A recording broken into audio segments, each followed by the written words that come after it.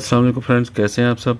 Friends, आज की इस वीडियो में हम ट्रेडमिल के बोर्ड की जो पावर सेक्शन में, जो मेन सेक्शन में कंपोनेंट्स हैं उनको चेक करना सीखेंगे। ज़्यादातर जब ट्रेडमिल के जो कंट्रोलर है इसमें जो फॉल्ट आते हैं वो ज़्यादातर जो पावर सेक्शन मेन होता है उसमें आते हैं। जो कंट्रोलर होता है या माइक्रो प्रोसेसर होता है या सिस्टम वगैरह होता है उसमें ज़्यादा फॉल्ट नहीं आता। 90-95% इसी सेक्शन में प्रॉब्लम आती है, जो कि मॉसफेट, IGBT या फिर ब्रिज रेक्टिफायर, तो इसी सेक्शन में ज़्यादा फॉल्ट आता है। तो आज की इस वीडियो में हम जो कंपोनेंट होते हैं, जो पावर सेक्शन में कंपोनेंट होते हैं, ज़्यादातर ये तीन ही होते हैं: ब्रिज रेक्टिफायर, बैरियर रेक्टिफायर और मॉसफेट या IGBT। तो इनमें जो सबसे पहले जो थोड़ा सा इसको समझ लीजिए कि जब मेन हम AC इसको देते हैं ट्रेडमिल को, तो ये सिस्टम को सप्लाई मिल जाती है। जो ये कंट्रोलर है या जो ड्राइवर है इसको सप्लाई मिल जाएगी, या जो अगर सिस्टम है या माइक्रो कंट्रोलर जो कि डिस्प्ले के पास होता है ज़्यादातर, उसको भी मिल जाती है। लेकिन इस सेक्शन को सप्लाई नहीं मिलती। जब बिल्कुल ओके होगी और वहाँ से हम स्टार्ट करेंगे तो ये रिले ऑन करेगी। AC की जो एक लाइन है वो डायरेक्ट यहाँ पे चली जाएगी ब्रिज रेक्टिफायर पे, और दूसरी यहाँ से रिले से घूम के फिर वहाँ पे चली जाएगी। तो फिर आगे सेक्शन जो है वो काम करेगा। ये सेफ्टी के लिए है, क्योंकि अगर ये IGBT शॉर्ट हो या मॉसफेट शॉर्ट हो तो ये सिस्टम डिटेक्ट कर लेता है, तो इस रिले को ऑन ही नहीं करता। क्योंकि अगर शॉर्ट होगा तो यहाँ पे 330 वोल्ट होते हैं, ये कैपेसिटर पे तकरीबन 330-340 वोल्ट होते हैं DC होने के बाद में।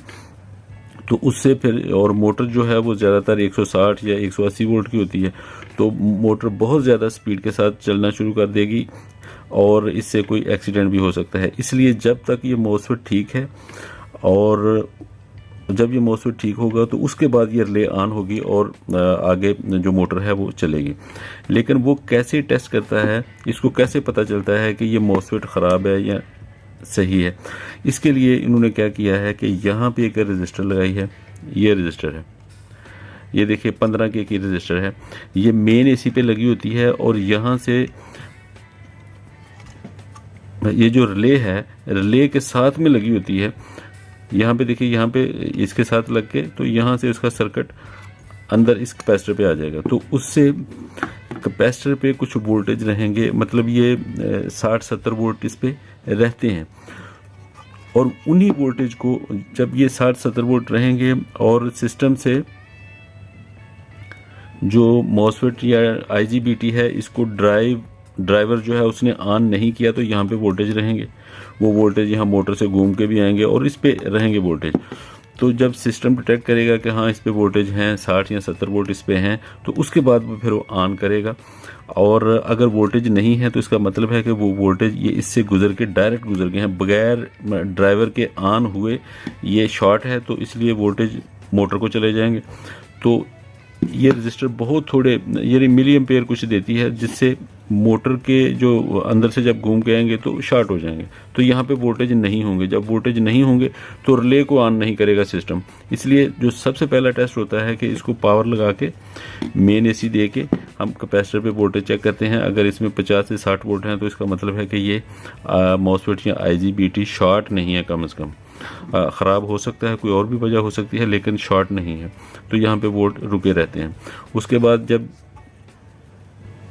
रिले ऑन होगी तो जो ब्रिज रेक्टिफायर है इसको दोनों सेंटर की जो लाइन है उसमें AC मिल जाएगी, और एक पे पॉजिटिव और एक पे नेगेटिव होने के बाद, DC होने के बाद में यहाँ पे कैपेसिटर पे आ जाएगी।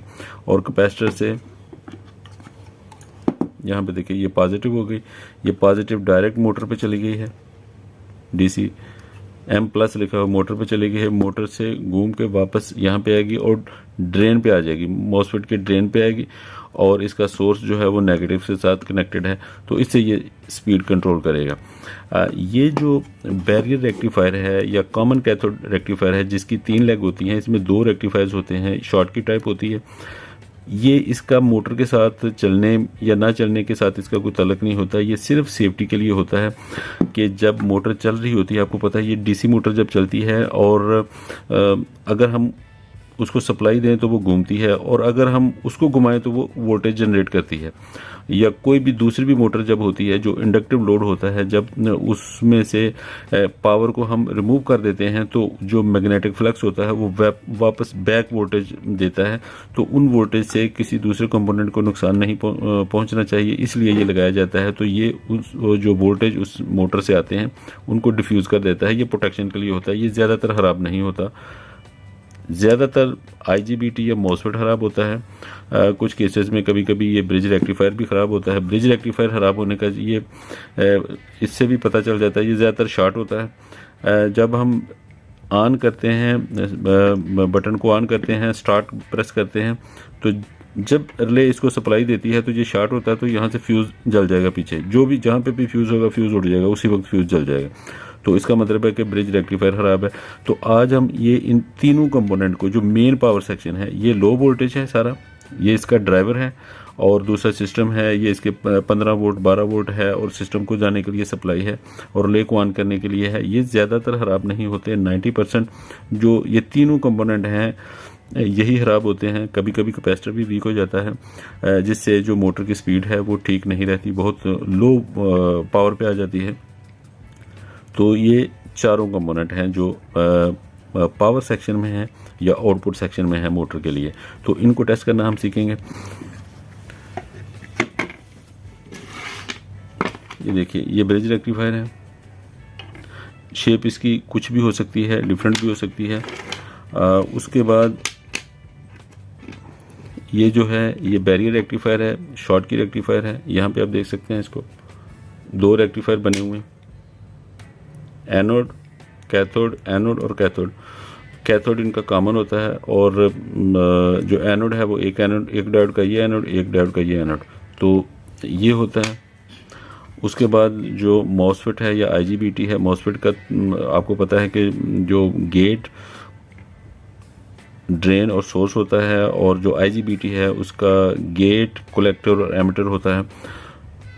तो ये तीनों कंपोनेंट्स हैं। इनको किस तरह चेक करना है, अगर आप खुद करना चाहें तो कर सकते हैं, और सेम नंबर का लगा के हम इसको खुद भी ठीक कर सकते हैं। ये जो बैरियर रेक्टिफायर है, इसकी ये टाइप भी हो सकती है या इस टाइप में भी आ सकता है, जो मेटल ऊपर है। तो अगर मेटल है तो फिर यहाँ पे जो हीट सिंक होगा उसके बीच में एक पैड जो है वो रखना पड़ता है, शीट, ताकि बॉडी के साथ वो हीट उसके साथ टच ना हो। और मॉसफेट का भी ये टाइप में भी आते हैं, जिस तरह ये लगा हुआ है, कभी कभी इस तरह के भी आते हैं। जो ब्रिज रेक्टिफायर है, इसको टेस्ट करने के लिए पहले इसमें पॉजिटिव है, यहाँ पर देख सकते हैं पॉजिटिव, AC और नेगेटिव। यहाँ पे जो कट बना हुआ है ये ज़्यादातर पॉजिटिव का होता है, और ज़्यादातर ये साइड में होता है, लेफ़्ट साइड में होता है। कभी कभी ये यहाँ भी होता है, लेकिन फिर भी वो पॉजिटिव यहाँ पे लिखा होता है तो पता चल जाता है। और इसको टेस्ट करना जो है, मल्टीमीटर को डायोड मोड में रखना है, और सबसे पहले जो नेगेटिव है, नेगेटिव पे ये पॉजिटिव पर आप रखेंगे तो नेगेटिव टू AC दोनों साइड में एक एक डायोड शो करेगा।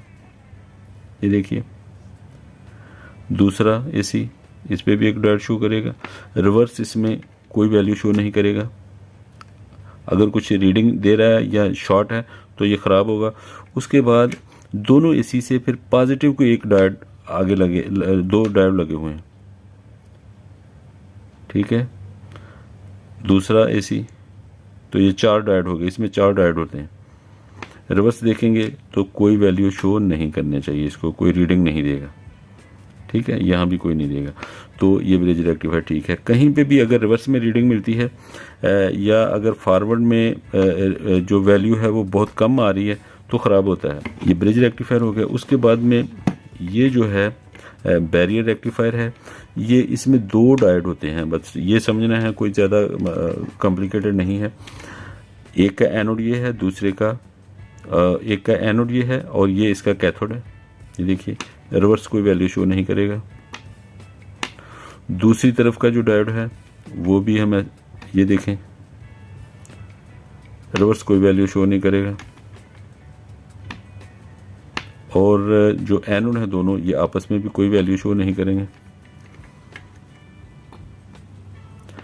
तो ये ठीक है। अगर कोई भी एनोड कैथोड के साथ कोई शॉर्ट हो तब भी ख़राब होगा, रिवर्स अगर कुछ रीडिंग दे रहा है तब भी ये ख़राब होता है। तो इसको इस तरह हम टेस्ट करेंगे। उसके बाद मॉसफेट को हम टेस्ट करेंगे। तो मल्टीमीटर को डायोड मोड में ही रहना चाहिए। मॉसफेट को आपको पता है कि सोर्स पे रेड प्रॉब रखनी है, मैं बहुत सी वीडियो बना चुका हूँ, और ड्रेन पे ब्लैक, तो एक डायोड की वैल्यू शो करेगा। जब रिवर्स चेक करेंगे तो इसमें कोई वैल्यू शो नहीं करेगा। अब ब्लैक को ड्रेन पे रहने दीजिए, और जो गेट है इस पे ये पॉजिटिव पल्स देंगे। ये जो एन चैनल है उसके लिए टेस्टिंग है। तो इसका गेट थोड़ा सा चार्ज हो गया है। अब इस यहाँ पे जो वैल्यू है वो चेंज हो जाएगी। ये देखिए कम हो गई, 0.382 है। अगर हम इसको डिस्चार्ज कर लेंगे तो अब फिर देखेंगे, फिर वो नॉर्मल हो जाएगा, 478 हो गया। यहाँ पे पॉजिटिव चार्ज देने से यहाँ पे वैल्यू जो है वो कम हो जाएगी, मतलब इसका जो जंक्शन है वो सैचुरेटेड हो जाएगा। ये देखिए कम हो गई। जब हम इसको डिस्चार्ज कर लेंगे तो फिर ये नॉर्मल हो जाएगा। और पॉजिटिव से अगर यहाँ पे देखेंगे तो ये दोनों में से किसी के साथ कोई वैल्यू शो नहीं करेगा। ठीक है, तो इस तरह हम मॉसफेट को टेस्ट कर सकते हैं। मैंने मॉसफेट का टेस्टर भी बनाया हुआ है, जो उसका एन चैनल का भी है, पी चैनल का भी मेरे चैनल पे टेस्टर है। वो 2-3 कंपोनेंट लगते हैं तो वो बन जाता है, उससे हम टेस्ट कर सकते हैं।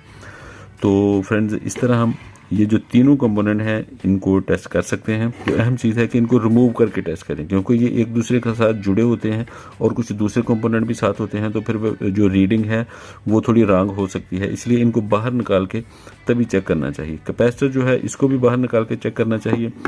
अगर कैपेसिटर को जब हम चेक करेंगे तो यहाँ पे अंदर वैल्यू वो नहीं देगा। अगर आपके पास कैपेसिटर टेस्ट करने का मल्टीमीटर है तो बाहर ही चेक करिए, अगर नहीं तो फिर यहाँ पे अगर चेक करेंगे तो ये कुछ चार्ज लेने के बाद में ओपन हो जाएगा। लेकिन यहाँ पे अंदर लगा हुआ है, सर्किट के अंदर लगा हुआ है, इसलिए